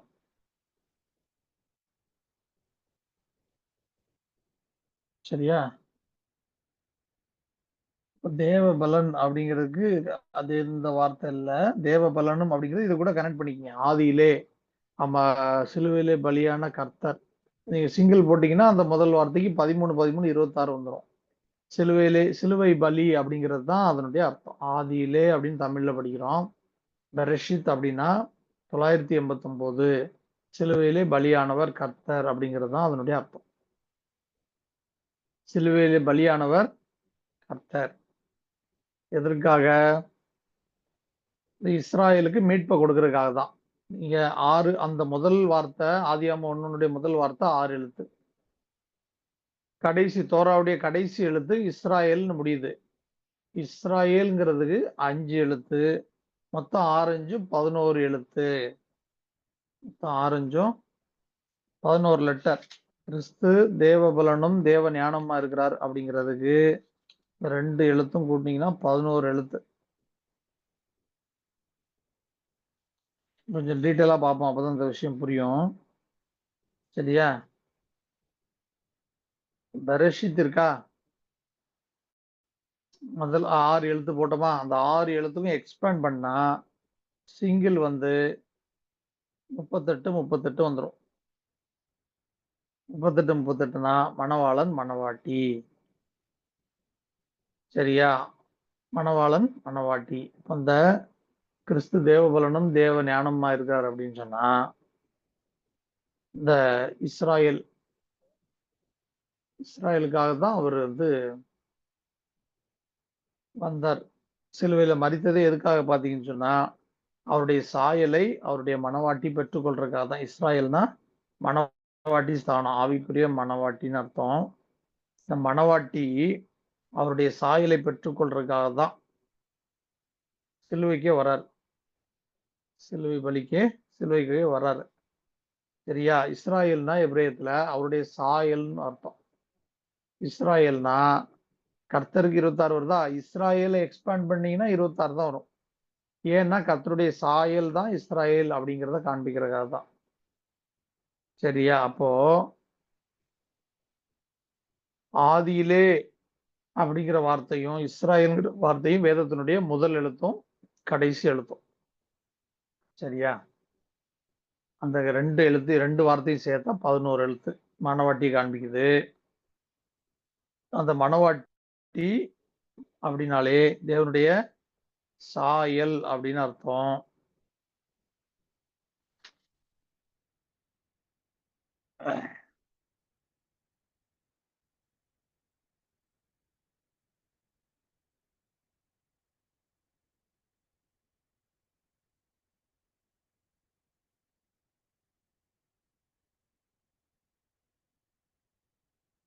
இப்ப இதனுடைய எக்ஸ்பேண்ட் எழுதிக்கங்க. இதனுடைய எக்ஸ்பேண்ட் 38 38 பெரஷித் அந்த ஆதியிலைங்கிற வார்த்தைக்கு, இஸ்ராயல்ங்கிற வார்த்தைக்கு எக்ஸ்பேண்ட் பண்ணீங்கன்னா 66 66 வருது.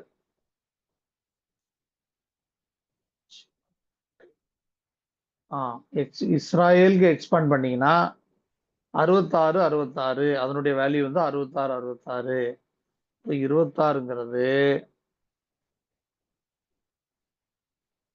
இஸ்ராயல்ங்கிறது 6 11 66. அதாவது 66 புஸ்தகத்துல இருக்கிற மணவாளன் ஒரு 66ங்கிறது 66 புஸ்தகத்தில் இருக்க 6:11 மணவாளன்.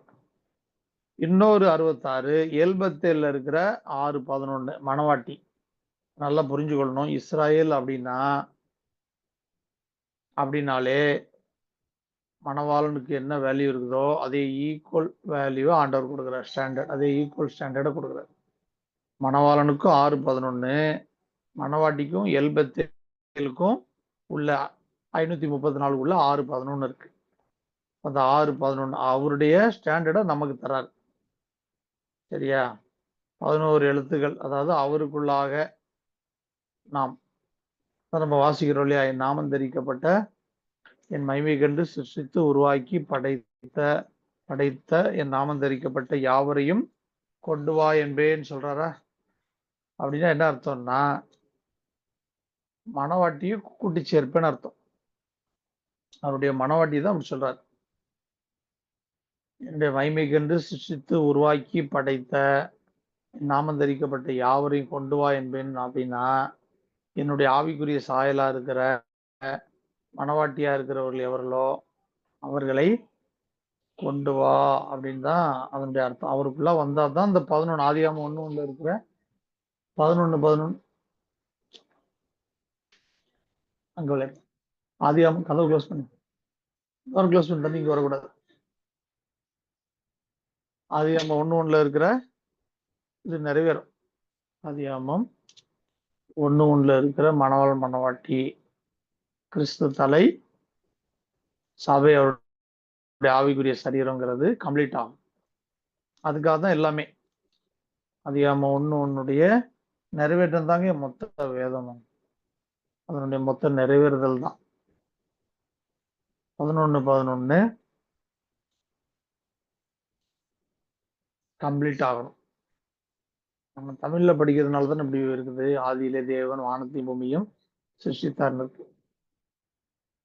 எபிரேயத்துல 7 வார்த்தை 28 எழுத்துல வச்சிருக்காரா? 7ங்கிறது தேவகுமாரன் பென் எலோஹிமையும், 28ங்கிறது பிரமாணத்தையும் குறிக்குது. 14 ஆரம்பிக்கிறாரா? உள்ள 11 லெட்டர் இருக்கு. ஆதியாகமம் 1:1 11 லெட்டர் உள்ள 11 லெட்டர் இருக்கு. 11 லெட்டர் மறைவா இருக்கு. 14 28 எழுத்து பிரமாணத்துல தான் ஆரம்பிக்குது. வேதம் ஆரம்பிக்கிறதே 11 14 ஆரம்பிக்குதா? அப்படியே வந்தீங்கன்னா புதிய ஏற்பாடு எப்படி ஆரம்பிக்குதுன்னு பார்த்தீங்கன்னா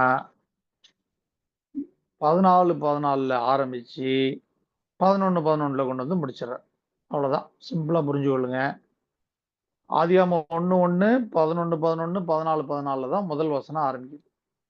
புதிய ஏற்பாடு மத்தேயு சுவிசேஷம் 28 அதிகாரம் 14 ஆரம்பிச்சு வெளிப்படுத்தின விசேஷம் 22 அதிகாரம் 11 கொண்டு முடிச்சிடற. வேதத்தினுடைய துவக்கத்துக்கும் முடிவுக்கும் கம்பேர் பண்ணிக்கங்க. அங்க 11 ஆரம்பிச்சு 11 14 அதான் வேதம் 11 புரிந்து கொள்ளுங்க.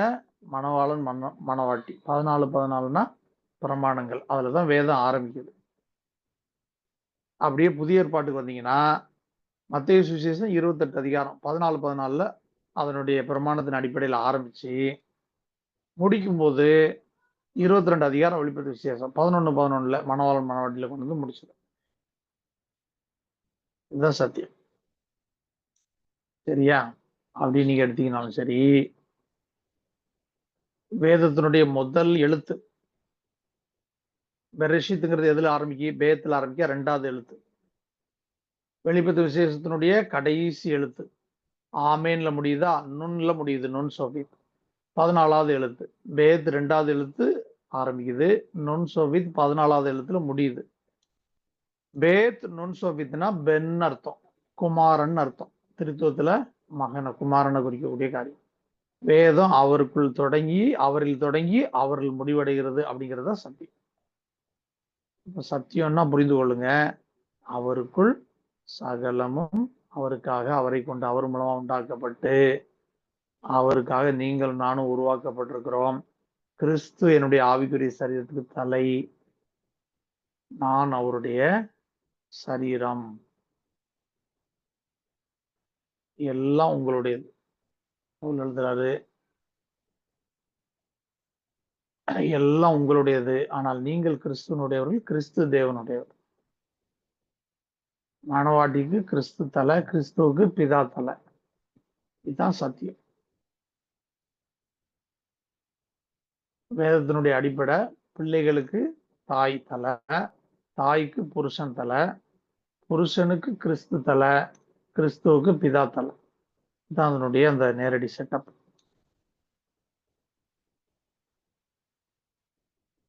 பிள்ளைகளுக்கு பொறுப்பு தாய், வளர்த்து. தாய்க்கு புருஷன், புருஷனுக்கு கிறிஸ்து, கிறிஸ்துவுக்கு பிதா. இதுதான் அதனுடைய கர்த்தருடைய அந்த அமைப்பு. ஊழியத்துல வரும்போது பிதா, குமாரன், பரிசுத்த ஆவியானவர், அடுத்து 5 வகையான ஊழியம், ஊழியத்துக்கு வரங்கள், இதன் அடிப்படையில் அடுத்து அந்த வரங்களை செயல்படுத்துவதற்கு விசுவாசிகள் இப்படி வந்துடும். 2 கான்செப்ட் இருக்கு. ஒண்ணு வந்து இந்த அமைப்பு, பிள்ளைகள் தாய், புருஷன், கிறிஸ்து, பிதா. இன்னொரு செட்டப் வந்து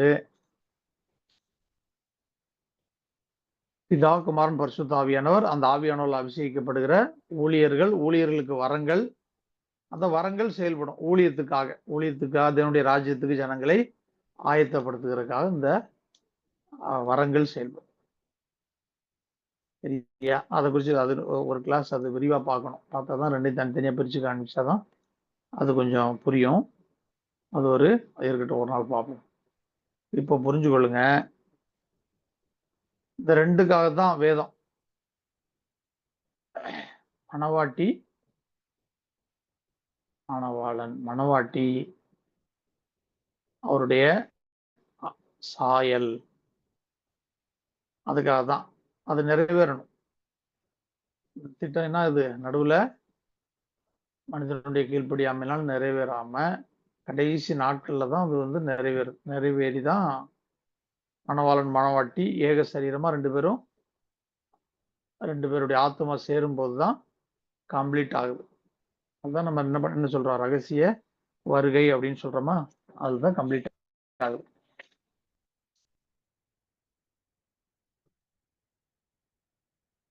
சரியா? நீங்க சங்கீதம் 1:2 இரவும் பகலும் அவருடைய வேதத்தில் தியானமா இருக்கிற மனுஷன் பாக்கியவான் வாசிக்கிறோமா, அந்த இரவும் பகலும் தியானமா இருக்கிற அப்படிங்கிற வார்த்தைக்கு போட்டீங்கன்னா 13 எழுத்து 3 வார்த்தையில இருக்கு. அதுலயும் 11 தான் வருது. அதுலயும் 11 தான் வருது. அப்போ இரவும் போல அவருடைய வேதத்தில் தியானமா இருக்கிற மனுஷன் அவருடைய மணவாட்டி. இப்ப நீங்கள் நானும் மணவாட்டியா இருந்தோம்னு சொன்னா இரவும் பகலும் வேதத்தை வாசிக்கிறதில்ல, வேதத்தை மனப்பாடம் பண்ணுறதில்ல, ஆராய்ந்து பார்க்கறது, தியானித்து பார்க்கிறதை ஆத்மாவுக்கு உட்கொள்ளுகிறதுக்காக தான் நீங்கள் நானும் சிருஷ்டிக்கப்பட்டிருக்கிறோம். அதுதான். அப்போ உட்கொள்ளுகிறவர்களை யார காண்பிக்குது வேதம்? மனவாட்டியா காண்பிக்குது. நீங்க சங்கீதம் 119:1. அப்ப தியானிக்கிறவங்க, ஆராய்ந்து பார்த்து உட்கொள்ளுறவங்க, கர்த்தருடைய வேதத்தின்படி நடக்கிற, அதுக்கு போட்டீங்கன்னாலும் 11 வந்துடும். கர்த்தருடைய வேதத்தின்படி நடக்கிற தம மார்க்கத்தார் பாக்கியவான்கள்னு வாசிக்கிறோமா 119:1 சங்கீதத்துல. அதுக்கு போட்டீங்கன்னாலும் 11 தான். அப்போ நல்லா புரிந்து கொள்ளணும். வேதத்தை வாசிக்கிறோம், கேட்கிறோம், கை கொள்ளும் போது வேதம் உங்களை என்னையும் எப்படி காண்பிக்குதுன்னா, அவருடைய மணவாட்டிங்கிற ஸ்தான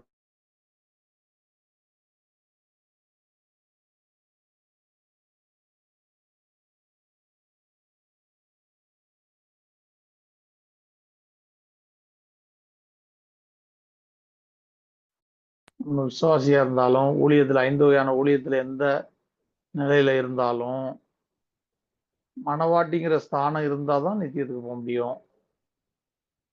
அந்த ஸ்தானம் இல்லைன்னு சொன்னா நித்தியத்திற்கு போக முடியாது. ஒருவன் எனக்கு ஊழியம் செய்தால் அவனுக்கு பிதா கனம் பண்ணுவார். கனங்கிறது ரிவார்ட். அந்த நிமித்தம் நித்தியத்தை கிளைம் பண்ண முடியுமான்னு கேட்டா கிளைம் பண்ண முடியாது.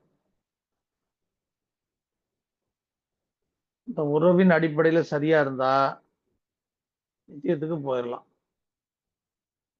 கனங்கிறது அடிஷனலா கிடைக்கக்கூடிய காரியம்.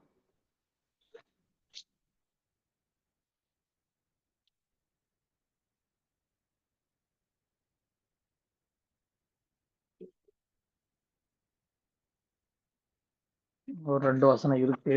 நம்ம அடுத்த கிளாஸ்ல பார்த்து இந்த கிளாஸ் முடிச்சிடும்.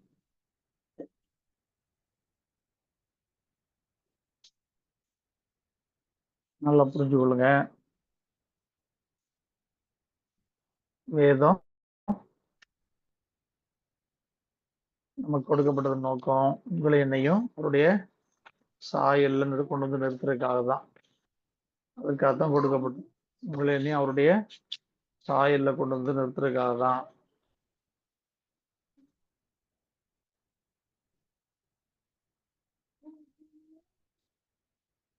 உங்களை என்னையும் ஆசீர்வதிக்கிறதுக்காக கர்த்தர் பூமிக்கு வரல. நாம நல்லா இருக்கிறது அவருடைய நோக்கம் அல்ல. நாம பரிசுத்தவானா இருக்கிறது தான் அவருடைய நோக்கம். நாம பரிசுத்தமா இருக்கிறதுக்காக தான் அவர் வந்தார் பூமிக்கு. நம்மளை ஆசீர்வதிக்கிறதுக்காக அல்ல. அதனுடைய நோக்கமே நாம் எல்லாம் அறிந்திருக்கிறபடி ரோமர் 8:31 படி 29-31 வாசித்திருக்கோம் இல்லையா? நம்முடைய குமாரனுடைய சாயலுக்கு ஒப்பாயிருப்பதற்கு நம்மை முன்குறிச்சிருக்க. அதுதான் நோக்கம். நம்முடைய குமாரனுடைய சாயலை ஆத்மா அடையணும். எல்லாம் மாம்ச சாயல்ல இருக்கிறோம். மருவம் அடையும் போது நம்ம எல்லாருக்கும் ஆத்மாவுடைய சாயல்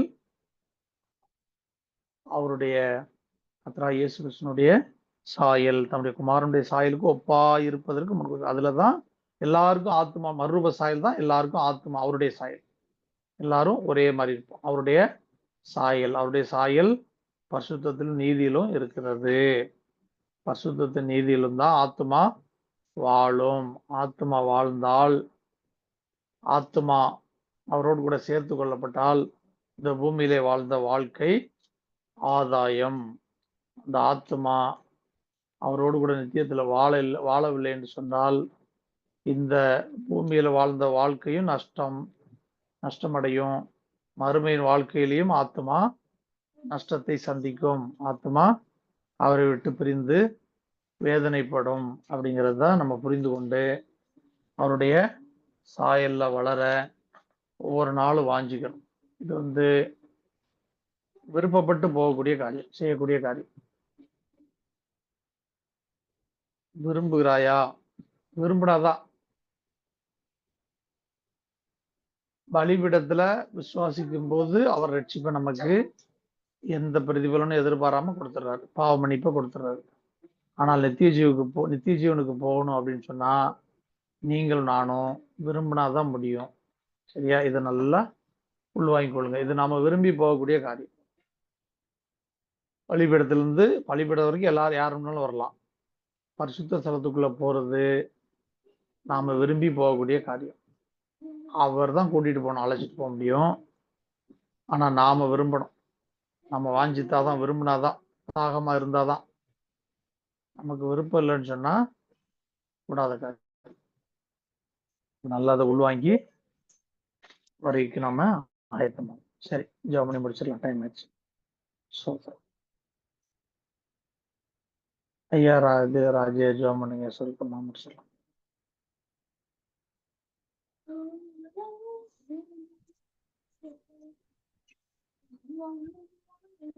சோதரம் கர்த்தாவே, சோதராயா, சோதரம் அழுகிறே. எங்களை அருமையா நீ சென்ற நல்ல பிதாவே, இந்த நல்லவிலைக்காகவும் தேய்க்கிறோம், சோதரிக்கிறோம், மொழிப்படுத்தும் கர்த்தாவே. இந்த ஆசிரியப்பட்டது நாளும் ஆம் கர்த்தாவே, முத்தாசல் ஆய்க்கத்தா பிள்ளைகளாக அப்பா எப்படி கற்றுக்கொள்ள முடியாது இந்த ஆளும் ராஜா.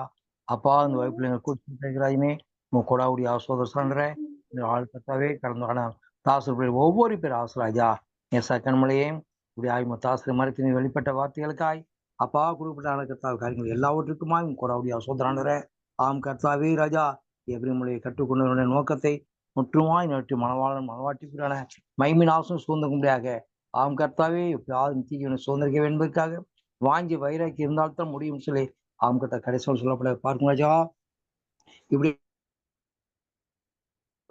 ஆம் கர்த்தா நித்திய சுதந்திரிக்கும்படியாக ஆயத்தப்படும்